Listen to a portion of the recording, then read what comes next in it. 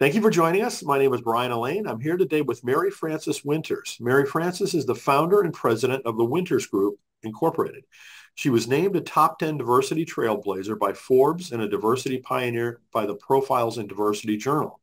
She's the recipient of the prestigious Athena Award as well as the Winds of Change Award conferred by the Forum on Workplace Inclusion.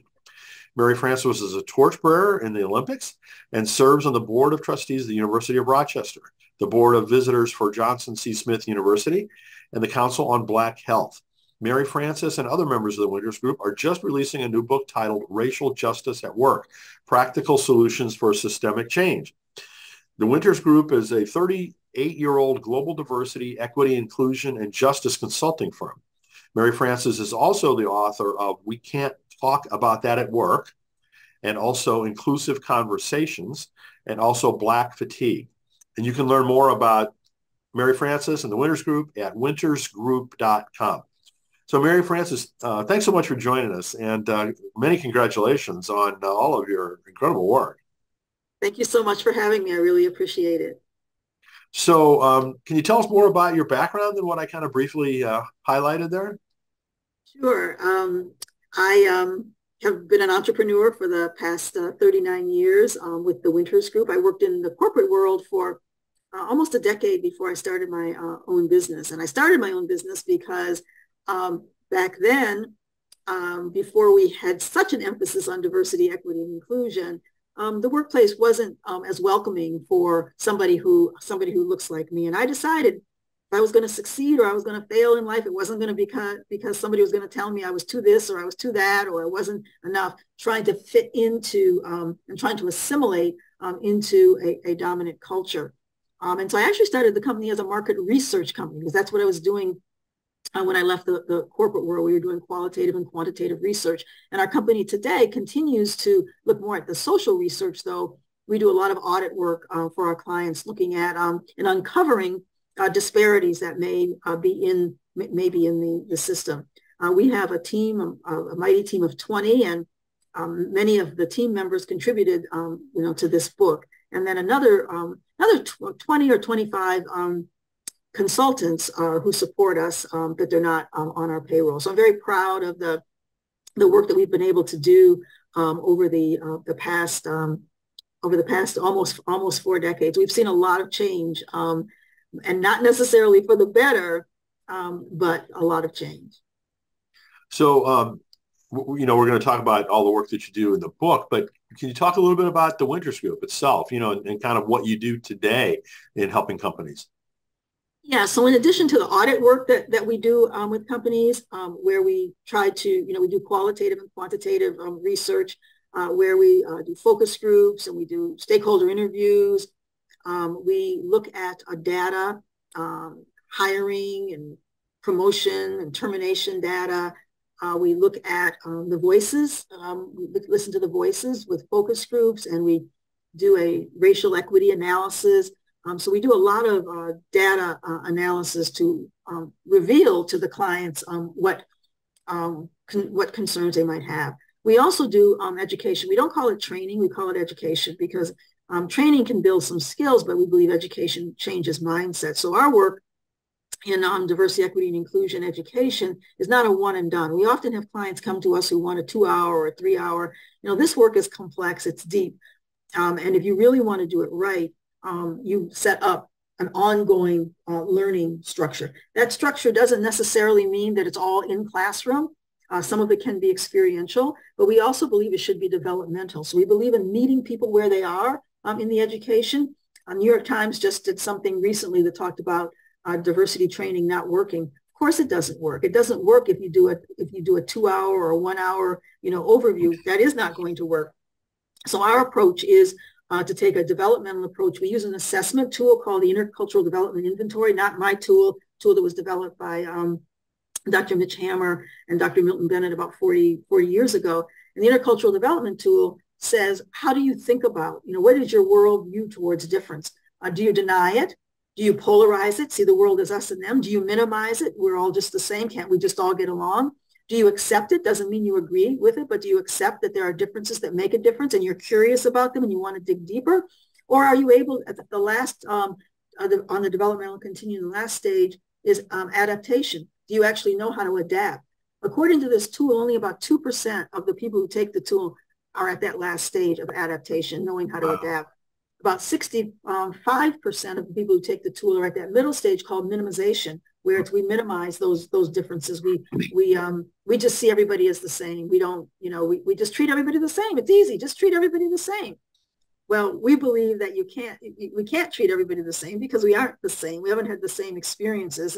And some people have seen this image of children trying to see over the fence to a ball game. And all the children have the same size box to see over the fence.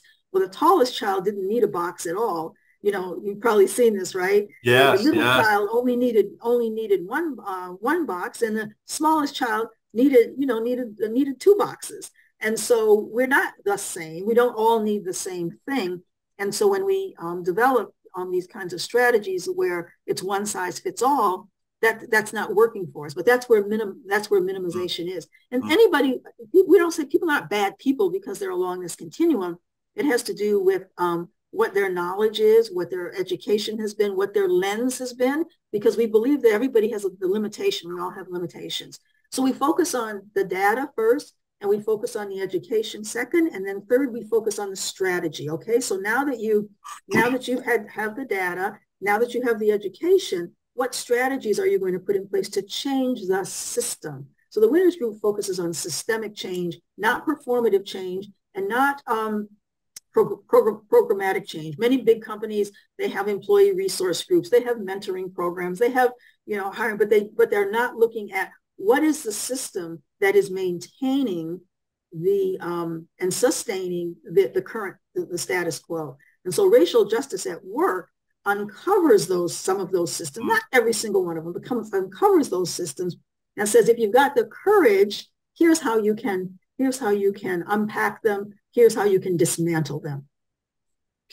At least, while I'm sure there's a lot of business leaders that may be resistant, at the end of the day, this is going to improve their companies. This is going to improve their performance, their company's performance, and at least, in the long run. And see, that's the key phrase, in the long run.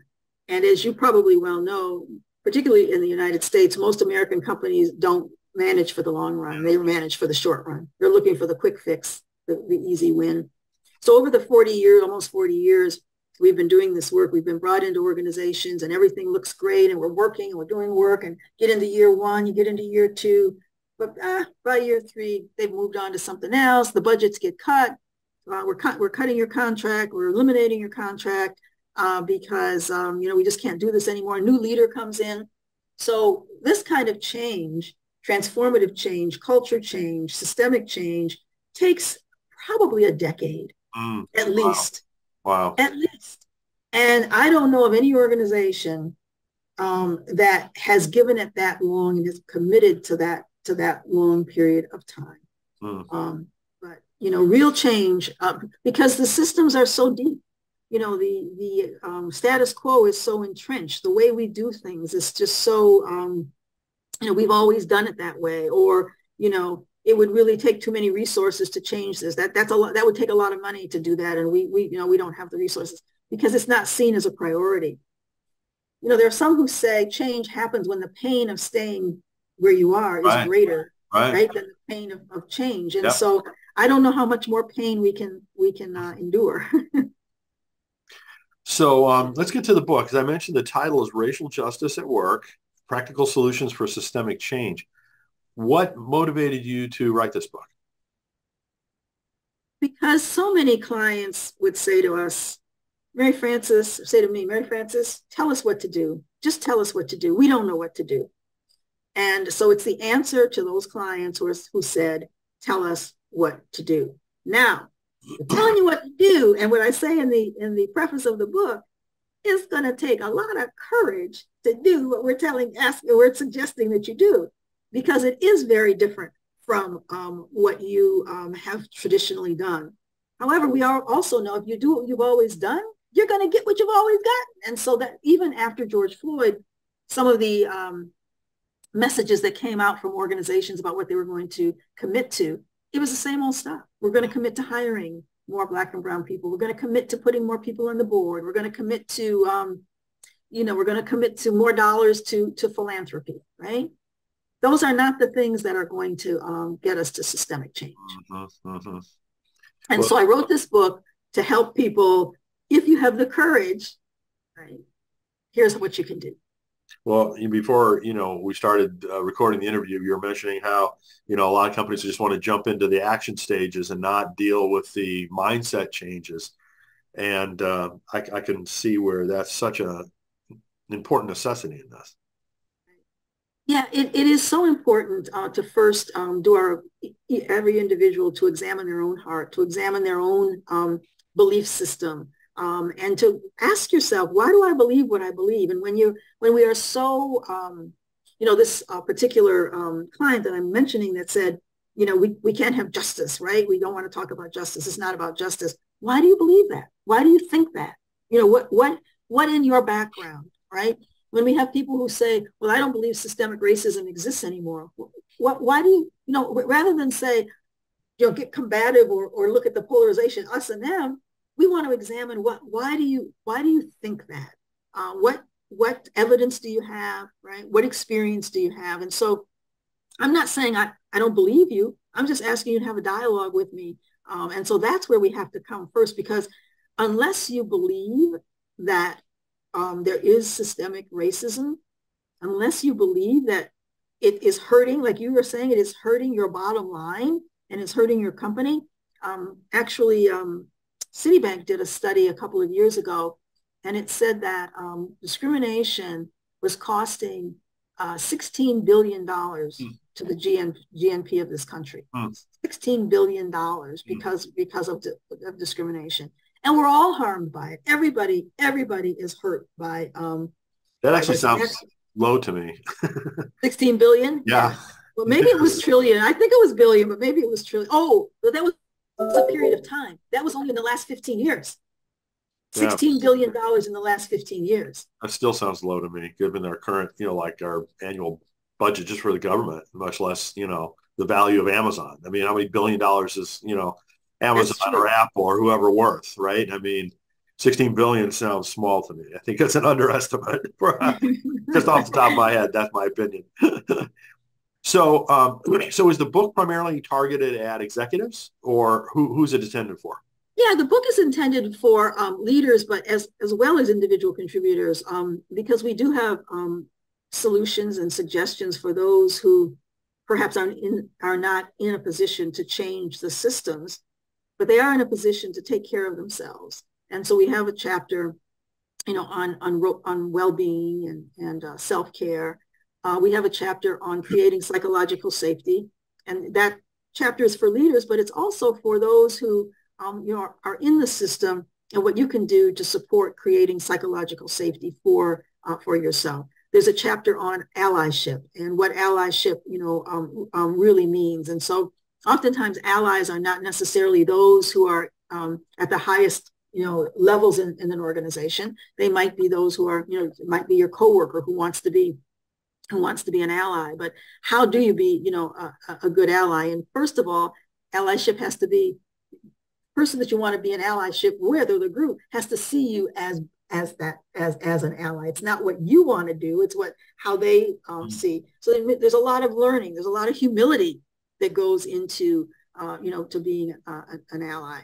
So those chapters, I think, are also for individual contributors. We have a chapter on changing how we do training and development, and what I was mentioning earlier about the one and done,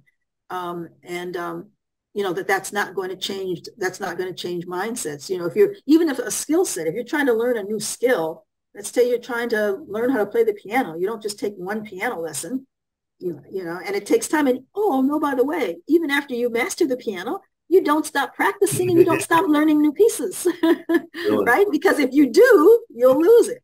And so looking at this work as a lifelong, ongoing, it's not something that we pop in, when we see racial injustices, we say, oh, we got to do something, and then we, lower our emphasis. when we're not when there's nothing particular in the news. So that's a big hurdle. It's a big hurdle to get people to see this, right? I used to have friends who are the role is usually called chief diversity officer in organizations, and I would have friends who would say, I wish we could see the day when this position, was no longer needed. Well, you wouldn't say you're not going to need a chief marketing officer. You wouldn't say you're not going to need a chief financial officer, right? And so why would you say that this role would it's always going to be needed, because there's always going to be something that there's always going to be something that we're discriminating a group, right? 20 years ago, we weren't talking about the transgender community, right? So there's always going to be something. There was a quote that I saw in one of my books that says, if we figure out how to handle this one kind of prejudice, don't worry, there'll be something else that we're, somebody or some other group tomorrow. And so this is something that we have to see as something that needs to be included always in an organization's priorities. So I just started reading the book, and already I learned a couple of terms that I was not aware of previously. One is Latine. Am I pronouncing that? Latine. Right. So as opposed to Latinx or Latina. Latinx, right? Yeah. So can you explain to folks what that means? Yeah, well, it's one of the problems with our industry is that we think if we change the words that, the issues may change, or right. But Latine is preferred by people who have that identity. It's a preferred it's because it's I guess Latinx. The X is like I'm X'd out, right? Oh, okay. Yeah, and so it's Latina and Latino, right? Right. But Latine, the E is neutral. It's a neutral letter. So that's yeah. So that's that one. Then another one is the expansion of DEI, right? Diversity, equity, inclusion, to DEIJ, I think is the term that you most use. I've heard also JEDI, Jedi. Jedi, right. I've also heard IDEA, right. Similar, but I think we're choosing to use DEIJ as the. Yeah, and DEIJ, Jedi. I didn't use Jedi because I thought it was too commercially, Jedi. Those who use the A is for accessibility, and so for individuals who may have physical, mental, or other accessibility challenges, maybe it could be neurodiversity. I think we get so hung up on the acronyms that it takes us away from the actual work that needs to be done. So I'm all for any of those acronyms that anybody wants to use. I have clients who put the E before the D and the I before the E. But I think the key thing I took away from that is inclusion of justice. Exactly. And you talked about the need for that. Can you share that with folks a little bit? Yes. The way I look at justice, it is about repairing the harm that has been done. I don't think that we'll get to even close to where we want to be, a world that is equitable, if we don't look at the past harm. And so what do I mean by that? So let's take pay equity, as an example. As an example, it takes Black women almost a year to work a year longer to make the same money that a white man would have made. And so if you don't correct the past harm, you're not going to be able to deal with the intergenerational wealth, issue. You're not going to be able to deal with that, with what has happened that has kept Black and brown. Another term that we use is BIPOC, Black, Indigenous people of color. If we don't correct that harm, we're never going to get to parity. We're never going to get to an equitable system. So for pay equity, I give you an example. I had a client after George Floyd. This particular client only had 35 Black people in the whole organization. It was a smaller company, 2,500 people. And the Black people came together and said, we don't think we're being paid fairly. And so the company did a study, not with us, they had done a study. And they, to their own admission, they said, yes, you're right. You're right. We have a disparity here. They said, but we can't afford to pay you, go back and pay you back. We can only pay you from, moving forward. Well, that's something, right? But think about what those individuals lost in terms of their, buying potential and capital and what they would have, been able to do. And the other thing, this is the thing that really got me. The chief human resources officer said, well, one of the reasons that they're not paid, at the same rate is because they didn't ask for more. They didn't negotiate well. I kid you not. That's what he said. Oh my gosh.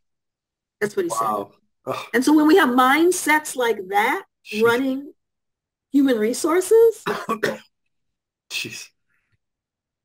Oh, well. Because it's been well documented that they say that women are not good negotiators. Mm-hmm. But my point on pay equity is that equity. So here's what justice looks like. Justice looks like it's wrong. There's a disparity.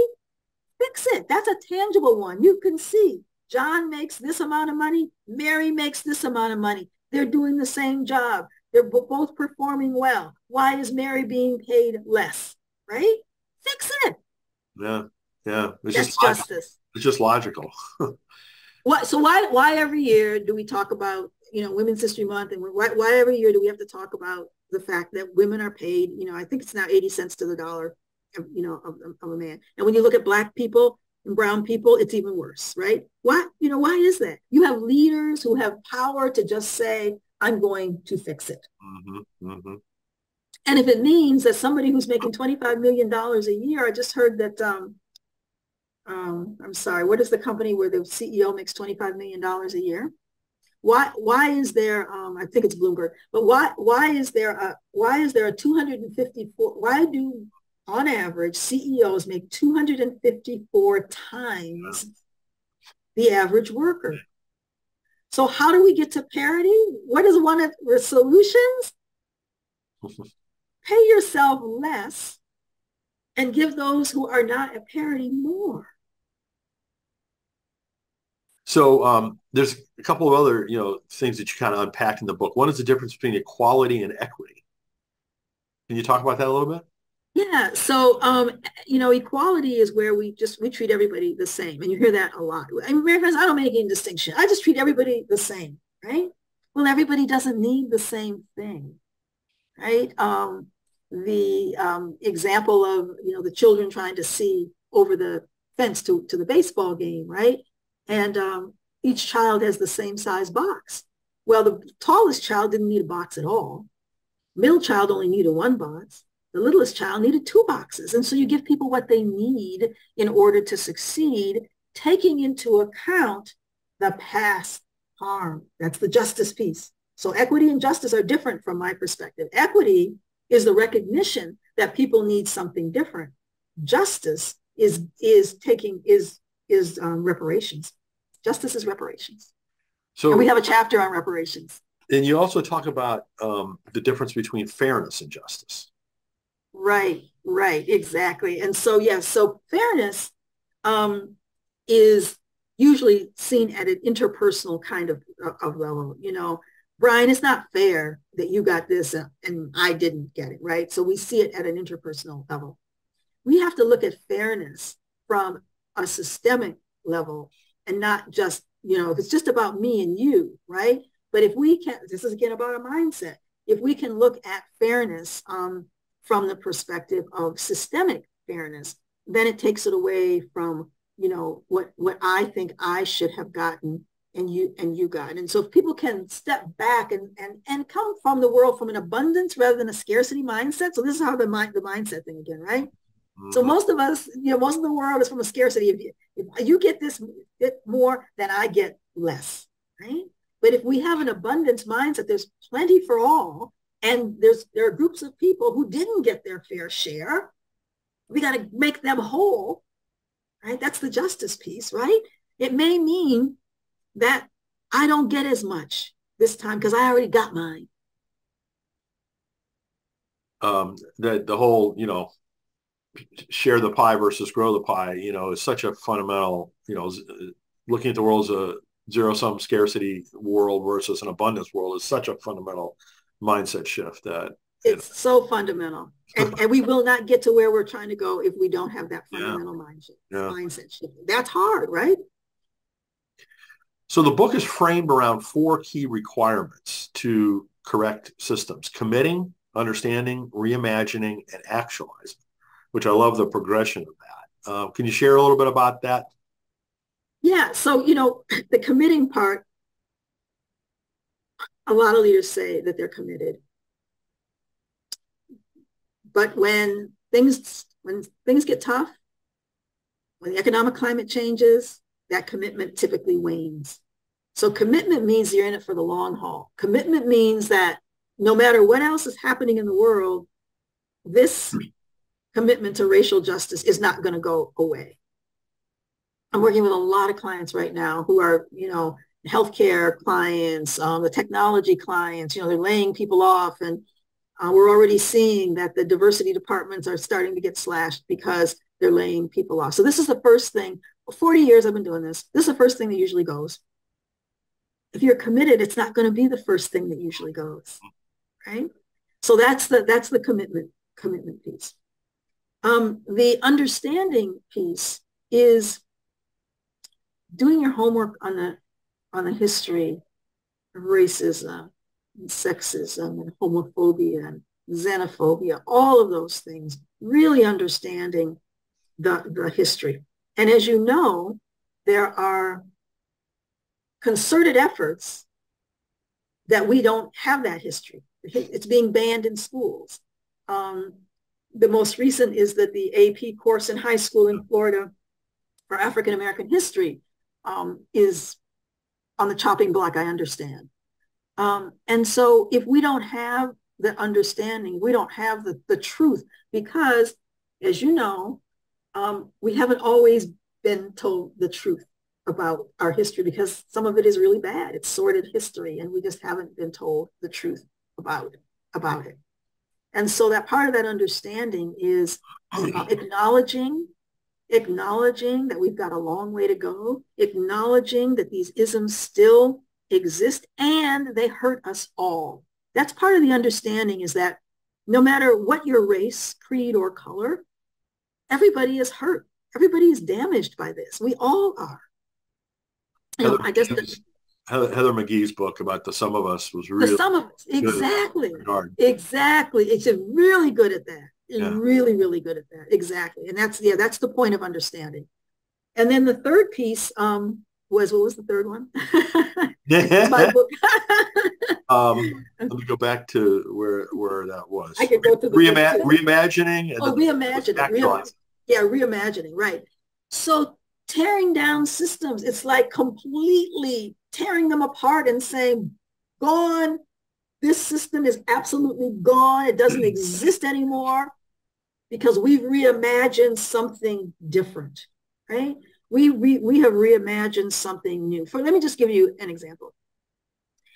So oftentimes in organizations, the people who get tapped to be on the diversity committees are people who look like me, are people who, are people of color, women, people who identify as one of the oppressed, marginalized groups. That's who usually gets tapped. But they also have their jobs. They're quote, what's in their job description, right? So this is in addition to. So how are they recognized for that additional work? So what we're seeing now is a mini trend. I'm going to call it a mini trend, where people who are leading these councils as a quote volunteer are now being compensated with dollars. So that's tearing down a system. Before it was just, that in job description it says, and other duties as may be assigned. That's that last line in the job description. Well, today, and particularly the younger people today, are saying, no, I'm not going to take on as other duties as assigned unless I'm compensated. So that's one example of tearing down a system, tearing down a piece of something that has been just standard. Mm-hmm. Another one, we have a chapter on procurement. So many organizations say we want to do business with Black and brown owned businesses and women owned businesses, right? They have what's called supplier diversity, and they set targets for supplier diversity. So when I first started my business, it was usually we would be paid net 30. Then it became net 60. Then it became net 90. And now today, many companies are net 120. Wow. 120 days. And Jeez. so if you're a small, fledgling business, you can't wait 120 days. Oh, by the way, and you can't go to the bank because most banks are not going to give you a line of credit unless you have a long track record. And even with a long track record last year, because I didn't have a line of credit because we were at a point we didn't need it. My financial advisor said you need to have a line of credit. Anyway, it took 9 months to get a line of credit. We have no debt. Our financials are fine. Profitable business. Took 9 months. I'm not going to name the bank, but it took 9 months. So how do you wait for 9 months to get a line of credit? And the company's telling you, you can do this work, but I'm not going to pay you for 4 months. So that's another, system. So who does that help? We look at who is helped by this policy practice and who is harmed. So who is helped by the 4 months? Obviously is the big company because they keep their cash longer. Who's harmed? The businesses that you purport to be trying to support. Mm-hmm. And then some of my clients will say, well, yes, but if you have a hardship, you can come to us and we will make arrangements with you. Well, that's an extra burden. Why should I have to come to you? So who does it help if we have a net 30 days? Go back to net 30. It helps everybody, right? And I, as a small business owner, I can't say we pay you in 120 days. I'd be out of business. It's an asymmetrical power situation. Exactly. So those are the kinds of things that we talk about, in the book. Interesting. So kind of looking forward, are there any other books or projects that you can talk about at this point? We are going to start we're calling the Empowerment Institute, and that's going to come out in 2024, and it will be a 7-month program for historically marginalized individuals. And it's not a program where we're going to teach people how to assimilate into an organization. Here's the tagline for the program. This is not about teaching you how to fit in. It's about helping you find you so that you can stand out. Because a lot of programs are really assimilation kinds of programs. How do you succeed at this company? So it means that I've got to do all of the, all of the changing. So we're in process with that. And it's small EM, and then power in the middle is all caps, and then MED, because the power, we talk a lot about empowerment, and I've never really believed in empowerment because it's still, the power dynamics are saying somebody has to give you the power. We're empowering somebody. So I've always changed that around to me, me power. Own your own power, because anytime you say M power, you're giving somebody else, your power. So that's coming out in 2024. Very cool. So if people are interested in finding about how to work with the Winters Group, is the best thing just to go to the wintersgroup.com website? Yes, that is the best way. One other project I want to mention is our Bold Inclusive Conversations certification. So one of the books I wrote is We Can't Talk About That at Work, how to talk about race, religion, politics, and other polarizing topics.